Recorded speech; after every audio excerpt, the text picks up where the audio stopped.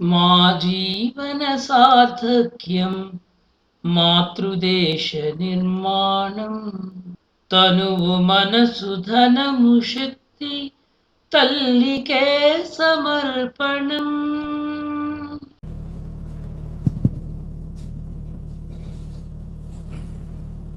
పూజ్య స్వామీజీలకు ప్రణామములు. సామాజిక కార్యకర్తలందరికీ కూడా నమస్సులు. నేను సామాజిక కార్యకర్త అని ఎందుకన్నానంటే, మనమందరం కూడా సమాజంలో పనిచేస్తున్నాం. సంఘంలో ప్రచారకగా పనిచేయడం, స్వయం సేవగా పనిచేయడం, ఇంకేదో బాధ్యతతో పనిచేయడం, ఇవన్నీ వేరు. డాక్టర్ హెడ్గేవార్జీ కూడా సామాజిక కార్యకర్తగా ఉంటూనే సంఘాన్ని ప్రారంభించారు. పూజనీయ గురూజీ కానీ, రజ్జుబాయిజీ కానీ, ఇవన్నీ మనకి. అయితే వ్యక్తిగతంగా నేను నా పరిచయం వరకు 74లో విశాఖపట్నం నుంచి ప్రచారంగా వచ్చాను. 74, 75లో ఎమర్జెన్సీ ముందు ఇప్పుడు దిల్షుక్ నగర్ బాగా ఏదైతే ఉందో అక్కడ పనిచేశాను.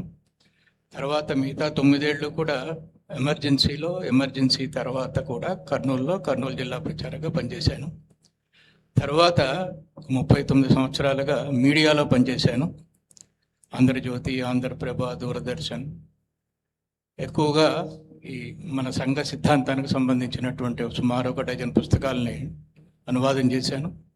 తాజాగా పూజ్యశ్రీ గురూజీకి ఉపన్యాసాలు, గురూజీ దృష్టి దార్శనికత అనేటువంటి పుస్తకాన్ని కూడా అనువాదం చేశాను. ఇది మామూలు వ్యక్తిగతం.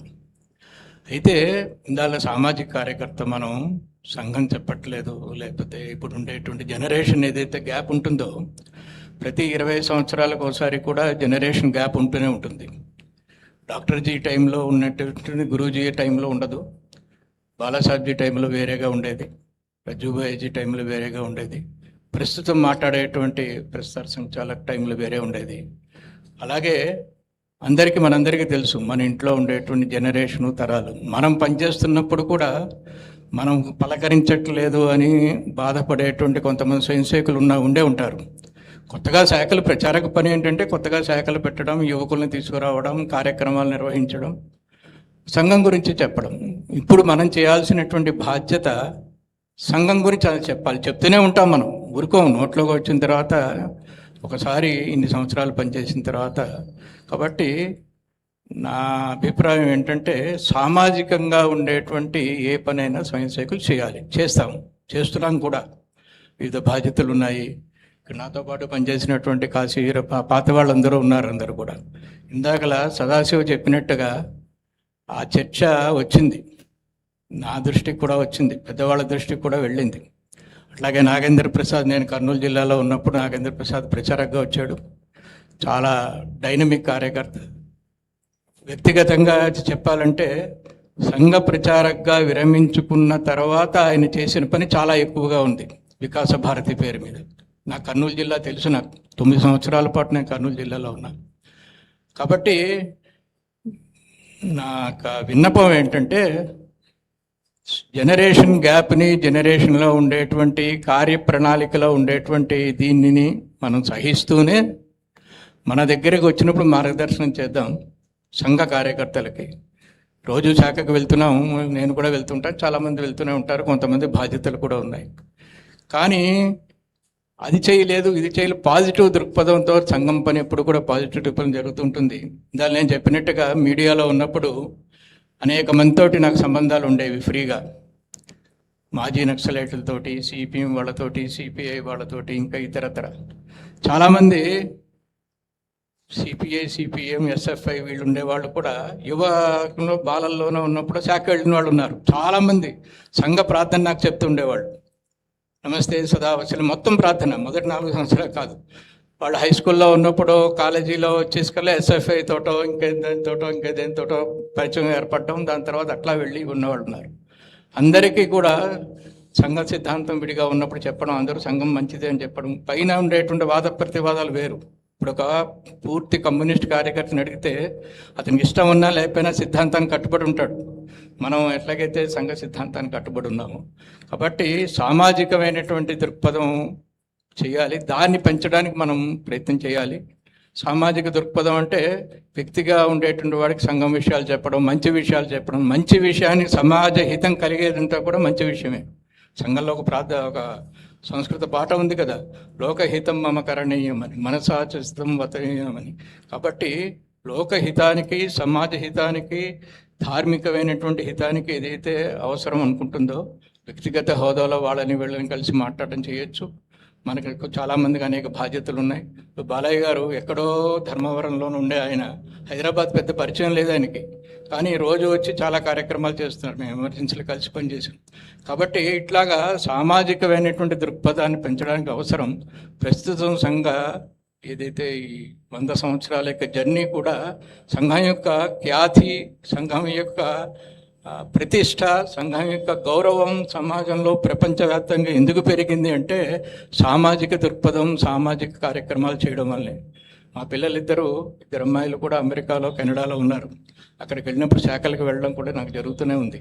జరిగినప్పుడు అక్కడ కూడా వాళ్ళకి చాలా విషయాలు చెప్పినప్పుడు, అక్కడ కూడా మొన్న గురు పూజ కార్యక్రమంలో, అక్కడ కెనడాలో ఉండేటువంటి గురు పూజ కార్యక్రమం అమెరికాలో ఏంటంటే, గురు పూజ నాడు ఏం చేస్తారంటే ఇంగ్లీషు వాళ్ళ కాదు, ఆ స్థానికగా ఉండేటువంటి ఉపాధ్యాయుల్ని పిలిచి వీళ్ళ పిల్లల చేత, వాళ్ళందరి చేత వాళ్ళకి పాదాభివందనం చేయించి వాళ్ళకి సన్మానం చేశారు. వాళ్ళు చాలా పొంగిపోయారు. ఏంటంటే అటువంటి వ్యవస్థ వాళ్ళకి లేదు. కాబట్టి వాళ్ళు చెప్తున్నారు, ఇలా గురు పూజ కార్యక్రమం ఉందండి అంటే వీళ్ళు వెళ్ళడం, పాదాభివందనం చేయడం, వీళ్ళకి కావాల్సిన నమస్కారం చేయడం, వాళ్ళకి ఏదో చిన్న, వీళ్ళు ఏదో చిన్న గిఫ్ట్ లాగా ఇవ్వడం. వాళ్ళు ఎంత పొంగిపోయారంటే మా జీవితంలో ఇట్లా చేయలేను. ఇలాంటి మార్పు ఇవన్నీ కూడా సామాజిక దృక్పథం వల్లనే ఉంది. కాబట్టి మనం ఆ విధంగా ప్రయత్నం చేయాలని అనిపించింది. అందరూ చాలా పాత మిత్రులు కలిశారు, చాలా కాలం బట్టి వస్తున్న వాళ్ళు. గదిరేజీ లాంటి వాళ్ళు అయితే మాకంటే సీనియర్, ఇంకా ఆయన గదిరేజీ, మేమంతా కలిసి పనిచేసాం. కాబట్టి ఈ దృక్పథాన్ని అలవాటు చేసుకుని ఇందులో అన్నీ వస్తాయి. సామాజికంగా వ్యక్తిగతంగా పనిచేయడం వస్తుంది, వారు విజ్ఞప్తి చేసినట్టుగా ఆర్థిక సహాయం వస్తుంది, మాట సహాయం వస్తుంది. లేకపోతే అనేక వ్యవస్థల్లో స్వయం సేవకులు అనేవాళ్ళు, నేను చాలామందితో మాట్లాడుతుంటే ముందు డైరెక్ట్గా అడుగుతుంటా, మీరు ఆర్ఎస్ఎస్కి వెళ్ళారా, చిన్నప్పుడు ఎప్పుడైనా వెళ్ళారు? ఒకసారి సంఘానికి వస్తే రక్షాబంధన్ నాడు బాల స్వయంగా వచ్చినవాడు జీవితాంతం మళ్ళీ రాకపోయినా ఎప్పుడో కలిసినా మర్చిపోడు అతను. నమస్తే సదా వస్తులే అని చెప్తాడు. కాబట్టి పవిత్రమైనటువంటి ఒక ఉద్యమం అది ఈ యుగానికి, దీనికి కావాల్సినటువంటిగా స్వాతంత్రం రాకముందు ఆ ప్రాంతంలో వచ్చినప్పుడు ఒక భగవద్దత్తమైనటువంటి ఒక మహోన్నతమైనటువంటి కార్యక్రమం. దానికి సాధనం హెడ్గవారు అయ్యారు, దాన్ని తీసుకెళ్ళిన వాళ్ళు గురూజీ అయ్యారు, మిగతా కోట్ల మంది స్వయం సేవకులు అయ్యారు. కాబట్టి మనం కూడా అందులో భాగస్వాములు అవుదాం. ఈ ధార్మికమైనటువంటి భగవత్ సంకల్పమైనటువంటి ఈ కార్యక్రమాన్ని ముందుకు తీసుకెళ్ళడానికి మనకు ఎంత శక్తి ఉందో. అందరం కూడా పెద్దవాళ్ళం అయినా సరే పనిచేస్తూనే ఉండాలి. నేను కూడా ప్రస్తుతం నాకు 1-2 బాధ్యతలు ఉన్నాయి. ఎక్కువగా దైనందిన ఇది కాకుండా రచనా వ్యాసంగంలో వాటిలో నవయుగ భారతి సంపాదకుల్లో ఉన్న సమాచార భారతికి మొదటి కార్యకర్తను నేను. అంటే జాతీయ భావాన్ని ఉండేటువంటి దృక్పథంతో జర్నలిజం ఫీల్డ్లో పనిచేయడానికి నారద జయంతి, మిగతావన్నీ అనేక కార్యక్రమాలు చేస్తున్నాం. దాంతోపాటు మొన్నటి వరకు ఇతిహాస సంకలన పని ఉండేది. ఏం చేసినా మనం అడుగు పెడితే, బయటికి వెళితే సమాజ హితం గురించి చెప్పాలి. చెప్పినప్పుడు ఆ ఏదైతే భగవత్ సంకల్పమైనటువంటి హిందూ సంఘటన అనండి, భారతీయ సంస్కృతి అనండి, భారతీయ సంస్కృతి పరిరక్షణ, హిందూ కుటుంబ వ్యవస్థని పోషించడం, ఇలాంటి విషయాలు ఏవైతే ఉన్నాయో మనం వాటిని గట్టిగా మనం ప్రజల్లోకి తీసుకెళ్ళినట్టు, ముఖ్యంగా కుటుంబ వ్యవస్థ విషయంలో కూడా మన ఇళ్లల్లో, మిగతా వాటిలో కూడా బాగుంటుందనేటువంటి నా ఉద్దేశం. కాబట్టి ఈ విషయం చెప్పాలని అనిపించింది. కాబట్టి నేను మీ దృష్టికి తీసుకొస్తున్నాను. అందరికీ మరొకసారి శుభాభివందనలు, కంగ్రాచ్యులేషన్స్.